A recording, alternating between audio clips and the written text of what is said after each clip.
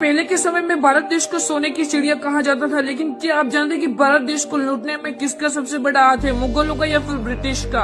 तो अंग्रेजों ने भारत पर कम से कम 200 इयर्स तक अपना राज किया था, वो भी आजादी से पहले। और ऐसे में जब अंग्रेजों का भारत देश के अंदर आगमन हुआ तो उस समय मुगलों का दौर चल रहा था। तो अंग्रेजों ने भारत देश के अंदर हम देखे तो फूट डालो और राज करो की नीति से भारत पर राज करना शुरू किया था। तो अंग्रेजों का भारत देश के अंदर हम आगमन देखे तो 24 अगस्त एंड 1608 को हुआ था।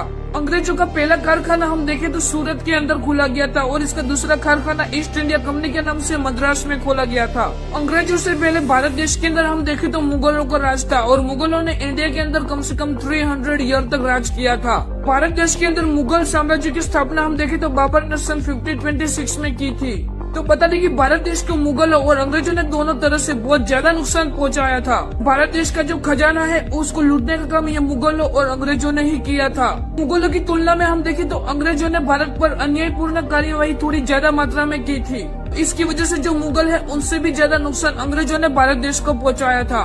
और इतना ही नहीं, अंग्रेजों ने भारत की अर्थव्यवस्था को नष्ट करने के लिए बहुत सारे अन्यायपूर्ण कार्यवाही की थी भारत देश के ऊपर।